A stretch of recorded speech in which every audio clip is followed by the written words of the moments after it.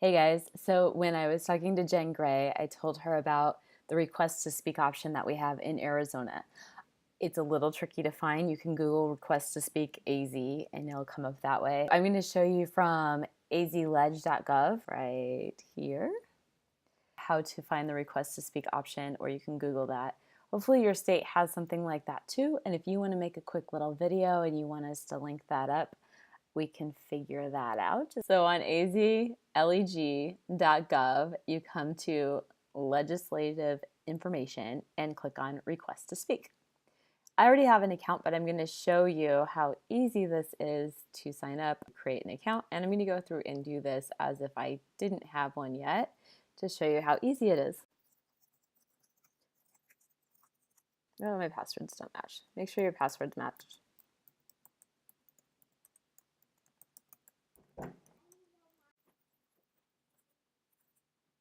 When you sign up for your request to speak and you sign in, you come over under applications and you click on request to speak and you'll get a notification. You should get a notification. Okay, so here we go. So you click on request to speak and you'll get this notification that says that your request to speak account is not enabled. Until you enable your account, you will not be able to sign up to speak or comment on any bills or items. So you definitely want to enable your request to speak account. And in order to do that, you need to log in on the system from a legislative kiosk computer that's located in the State Senate, House of Representatives, or in the Tucson offices. And here are the locations that you go to do that. From there, you go into the office, you just go to the computer that's there in the lobby, you sign in online, and you complete it. It takes maybe a couple seconds. And then you're able to log on and do your request to speak online. And so if you give me a second, let me sign out and sign into my one that's active. So here you can see under my request to speak application, this is what it looks like once you are already signed in. So, well, here's a couple bills that I went in and I represent myself and I put my position if you're for, neutral, or against something, and then you can update that. I don't have anything that I'm requesting to speak on right now. Anyway, when the committees are active and there are upcoming bills, you can come in, you can search for any specific bills that you're interested in, and you can go through the manual here if you have any specific questions, and you can learn everything that you want to on this manual under the request to speak option. And let me see, they don't really new requests. Let's just search for everything.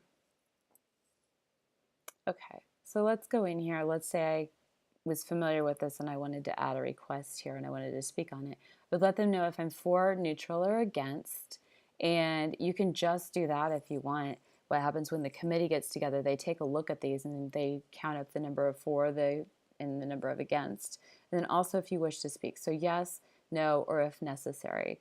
So you would say no if you're not actually going to be there in person. However, you can still add your comments up to 250 characters in this comment section, and just be as polite and to the point as you possibly can be. Sometimes we get a little passionate with these bills and we want to, or I have wanted to expand on them a little bit more than I need to. That's not necessary.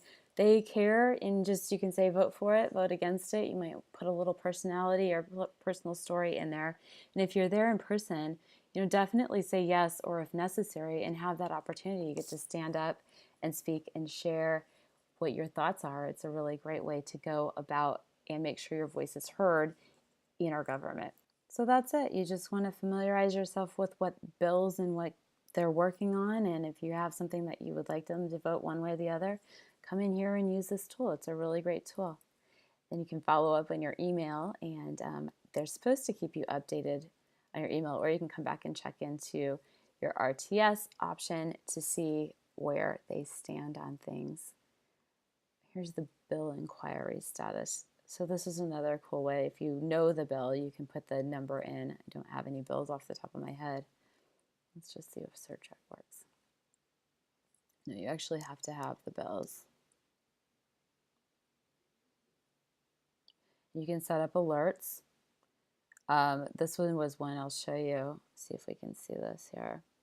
So I went in and I made a comment and let them know um, that I didn't like the wording.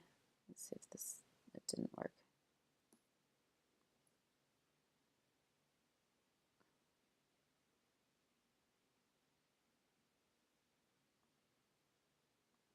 So you can watch videos with where they're at on it, what people said, like in the number of people that are for or against something.